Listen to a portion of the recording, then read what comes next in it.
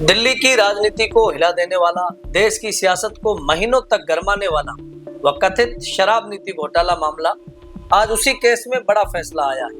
नमस्कार, मैं हयात कलीम मेहर और आप देख रहे हैं द बवाल। दिल्ली की राउज एवेन्यू कोर्ट ने पूर्व मुख्यमंत्री अरविंद केजरीवाल, पूर्व उप मुख्यमंत्री मनीष सिसोदिया और अन्य सभी आरोपियों को सभी आरोपों से बरी कर दिया है।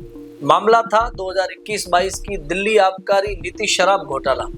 आरोप लगे कि लाइसेंस देने में अनियमितता हुई, कुछ निजी कंपनियों को फायदा पहुंचाया गया, भ्रष्टाचार और साजिश के गंभीर आरोप लगाए गए। जांच की कमान संभाली सेंट्रल ब्यूरो ऑफ इन्वेस्टिगेशन यानी कि सीबीआई ने।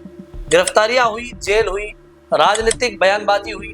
देश भर में ये मुद्दा चुनावी मंचों तक पहुंचा, लेकिन आज अदालत ने कहा ठोस सबूत नहीं, आपराधिक साजिश साबित नहीं, आरोप टिकाऊ नहीं।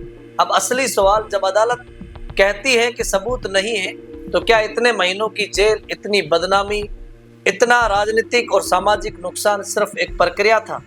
देश में ऐसे कितने लोग हैं जो 5 साल, 10 साल, कभी कभी उससे भी ज्यादा समय जेलों में बिता देते हैं और बाद में अदालत कहती है ये बेगुनाह है। तो फिर उनकी बेइज्जती का मुआवजा कौन देगा?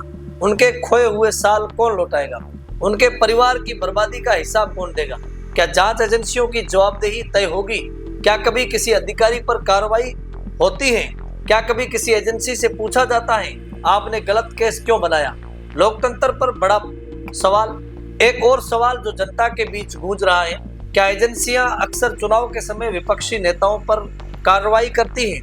क्या ये महज संयोग है कि बड़े राजनीतिक मामलों की टाइमिंग चुनावी मौसम से मेल खाती है? और जब सालों बाद अदालत में केस टिक नहीं पाता, तो क्या ये लोकतंत्र के लिए चिंता का विषय नहीं?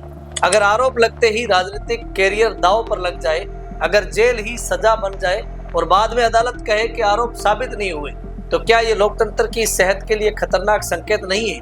न्याय प्रक्रिया, कानून कहता है जब तक दोष सिद्ध ना हो व्यक्ति निर्दोष है, लेकिन व्यवहार में क्या होता है? आरोप लगते ही मीडिया ट्रायल शुरू, राजनीतिक हमले शुरू, चरित्र पर सवाल शुरू, और जब बरी होते ही वही खबर 2 मिनट में सिमट जाती है। आज का फैसला सिर्फ एक केस का अंत नहीं है, ये हमारे न्यायतंत्र, जांच एजेंसियों और लोकतांत्रिक मूल्यों पर एक गंभीर बहस की शुरुआत है। जरूरत है जवाबदेही की, पारदर्शिता की और यह सुनिश्चित करने की कि किसी भी निर्दोष नागरिक की जिंदगी सिर्फ राजनीतिक लड़ाई का हथियार न बने।